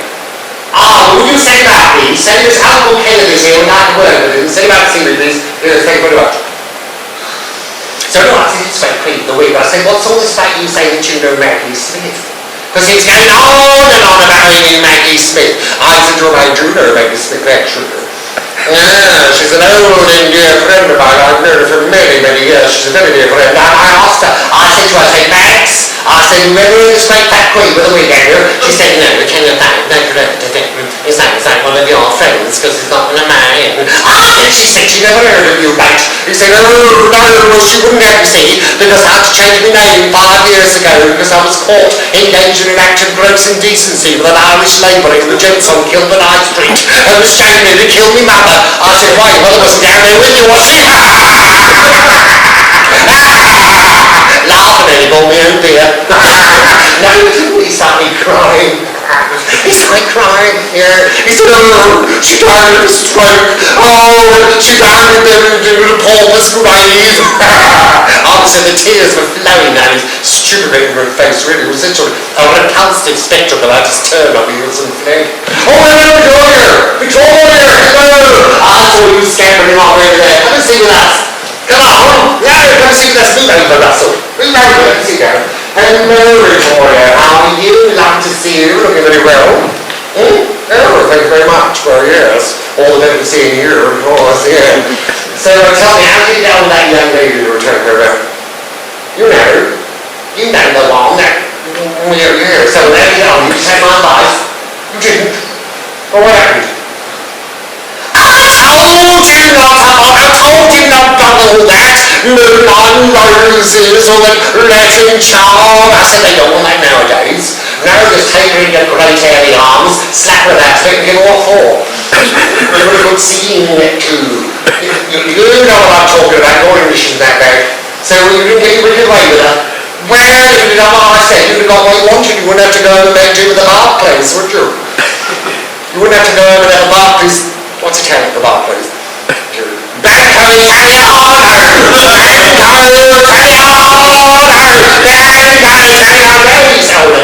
Wasted great. So anyway, what's the special tonight? What's on the menu? Oh, really? Meatballs! Oh, meatballs! Oh, lovely meatballs. Are they your own? No, I mean, you can make them yourself, made with their hands. I mean, oh, lovely. Well, send me good notes and don't worry. Oh, look at her drooling. Put your eyes back in, Jeremy. They're like little stalks they are. Listen, I think you better go out to the kitchen, Victoria. You're not safe around here with this one. Yes. And come see you later. We'll have a little liqueur. A liqueur. Yes, that'd be lovely. Yeah, see you later. Bye. See you later. Bye. Bye. Yes, lovely boy, isn't he? Charming manners for an Italian, don't you think? You were disgusting, Jeremy. Yes, you were. I saw you ogling him, undressing him with your eyes. I saw you. It was a good thing you were sitting down. You just showed yourself up. Let's go to the horse shop. Silvano! Where is he? Step around, you need him. Is he? Silvano! Silvano! Don't sneak up on me like that. There'll be an heart attack. Listen, we're trying to place an order here, and also, I wish to draw your attention to a party of Americans at the table over there who are ruining our evening with their deafening racket. Yes, he's the worst, that him over there with the ornament spectacles and the crew cap and the bow tie. Don't shout, would you? Oh, they're all on the ugly pills over there.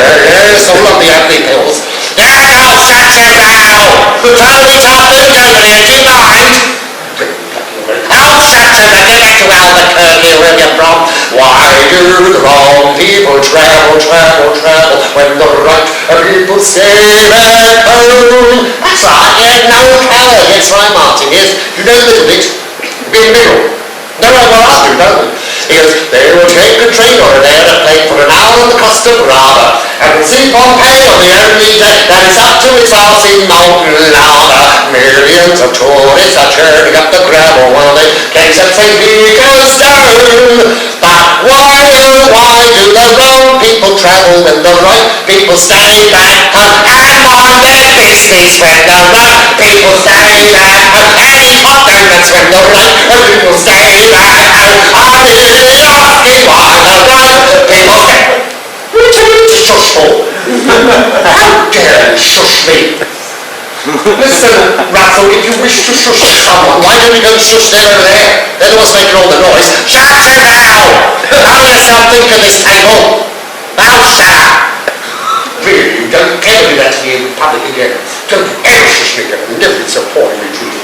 Right, look there, Savannah, yes, come here. Don't keep wandering off. You want to strike this thing? Yes, we're trying to place an order here. Do you mind? No, I'm going to start it. Right, all right, well, I don't know, the minestrone is very good. But I'll tell you what, bring them 3 plates of antipasto for them. Yes, anything. Oh, anything surprised. They like to be surprised. Me, and then, oh, no, I'm not going to tell you that rubbish. Oh, no, I stuck it so awful at the moment. I'm going to stick to my mains. What are you for your mains? Russell? Let me go, Jeremy, what are you going for your mains? Aubergine Parmesan, yes. Aubergine Parmesan, yes. Aubergine Parmesan, yeah. It all sounds like an opera, isn't it? Aubergine Parmesan, yeah. Not too much cheese, though. No, cooked cheese, but I get dreadful heartburn, I do. Too much cooked cheese, oh no. So not too much cooked cheese on his aubergine Parmesan, yeah. What are you having? Spaghetti Martin, so you'll tell me say Grandma, yes, very good choice, Martin. Come on, make it right, what you want. Alright, we'll give you another minute. Yes, I should have a veal escalope, please, so it tastes nice and crunchy, and no salad, yes, with no cucumber, no tomato, and no raw onion. What are you having, Martin? What about spag bowl? Right, that's it, it's spag bowl. Spaghetti bolognese, yes, now bring all the courses together, please, the main course and the hors d'oeuvres, because we are in a hurry. Bring in the tight spots, please. In fact, could you just do one of them? Can you separate them? So it's just the other one. No, the other one. The other one, that one. Yeah. So the lighting goes from dark blue, and then the spots all on the chair, and then as he storms off. Why do that? Because of the blue light on you. Oh, I see, sorry, right. Yeah, check it out. That's in the previous thing.